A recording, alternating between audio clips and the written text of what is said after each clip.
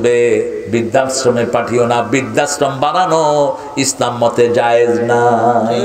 কোন মুসলমান দেশে বৃদ্ধাশ্রম বানানো জায়েজ নাই, কারণ বৃদ্ধাশ্রম হলো যন্ত্রাশ্রম, ঠিক না ঠিক?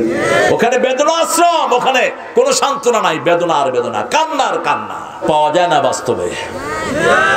আমি প্রায় বলে থাকি, আমাকে গালি দাও, আমি কিচ্ছু বলবো না। আমার বাপকে গালি দেওয়া বলবো না, রাসূলকে গালি দিবা, জিহ্বা টেনে ছেড়ে ফেলে দেবো।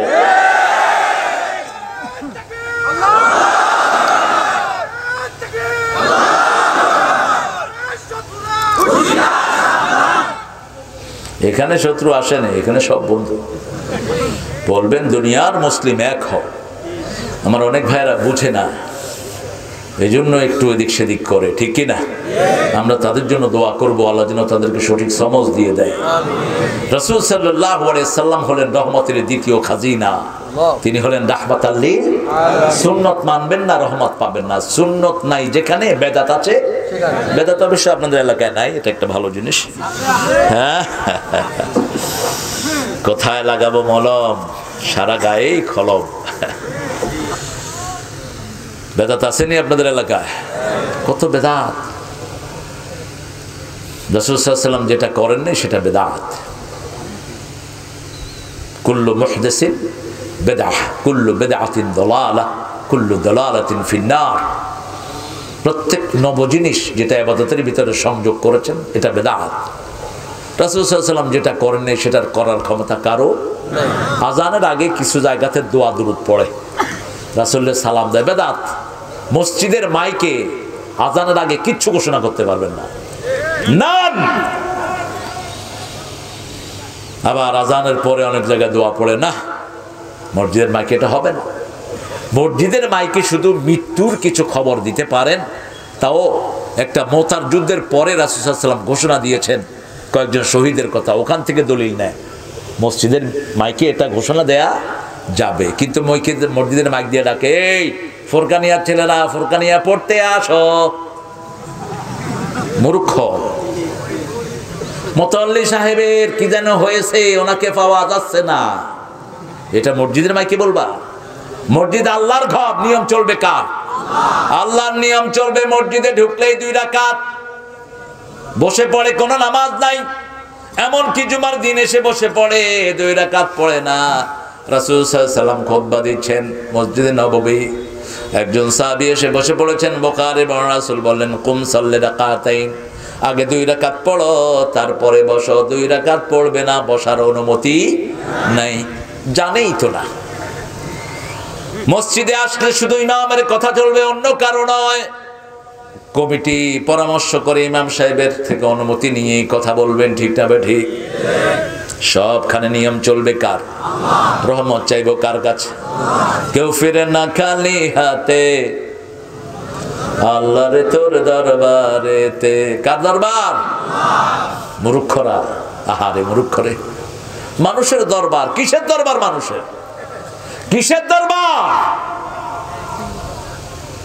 সামনে গেলে পিছনে দেখে না, রাত হলে কিচ্ছু দেখে না, নিজের ছায়ার উপরে নিজে উষ্টা খায়া পড়ে। কিসের দরবার মানুষের? কিসের ক্ষমতা মানুষের? নিজের শরীরে নিজের খবর নাই, ঠিক কি না? এক হুজুরকে জিজ্ঞেস করেছে, অন্তর কোথায়? হুজুর কো মাথা।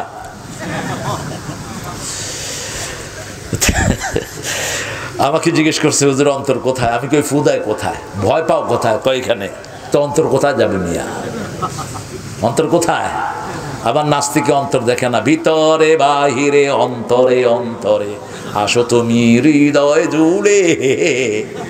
হৃদয় জুড়ে আছে, বুঝেও না গাধা। ভালো আছি, ভালো থেকো, আকাশের ঠিকানায় চিঠি লিখো। তুই আকাশ ছাড়া তো তুই যাবি কোথায়? তুই তো আকাশে উঠতেও পারবি না।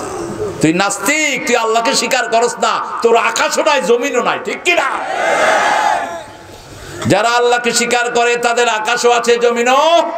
ফামা বাকাত আলাইহিমুস সামাওয়াতু ওয়াল আরদ। আল্লাহ রাব্বুল আলামিন বলছেন, যারা আল্লাহকে মানে না তাদের জন্য আকাশও কাঁদে না, জমিনও। ইবনে আব্বাস রাদিয়াল্লাহু জিজ্ঞেস করা হলো, মা মানা হাদিহিল আয়াতের অর্থ কি?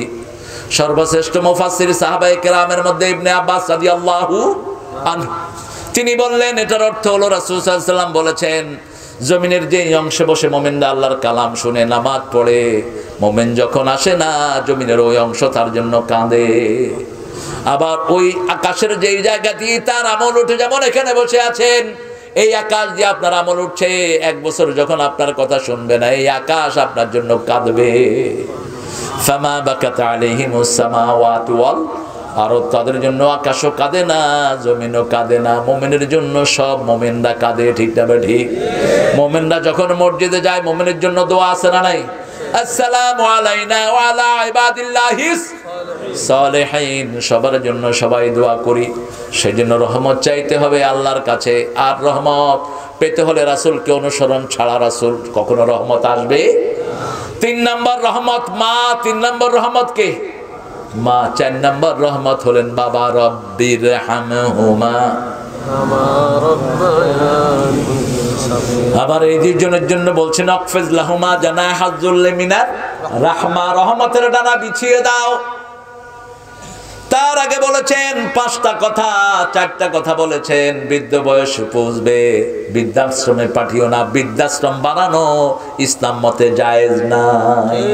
কোন মুসলমান দেশে বৃদ্ধাশ্রম বানানো জায়েজ নাই, কারণ বৃদ্ধাশ্রম হলো যন্ত্রাশ্রম, ঠিক না ঠিক? ওখানে বেদনা আশ্রম, ওখানে কোনো সান্ত্বনা নাই, বেদনা আর বেদনা, কান্নার কান্না। আপনি গিয়ে দেখেন সাভারের বৃদ্ধাশ্রমে, যেই দিকে তাকাবেন বুড়া কাঁদছে, বুড়ি কাঁদছে। অথচ আল্লাহ বলছেন পিতামাতা যদি 2 জন বৃদ্ধ হয় অথবা 1 জন বৃদ্ধ হয়, লা তাকুল লাহুমা উফ, ওই 2 জনের কাছে এমন আচরণ করো না যাতে তারা উফ বলে। উফের জায়গায় তাদেরকে নিয়ে যেও না, তাদের সাথেই থাকো। মুমিন কখনো পিতামাতাকে আলাদা করতে পারবে না। 5 ভাই, 5 ভাই কি বিদেশে বসে আছে, এরকম আছে না নাই? বাপ মা 2 জন একা বাড়িতে। কোরআন বিরোধী তুমি, তুমি পিতামাতার হক আদায় করো নাই, তোমার কপালে রহমত নাই।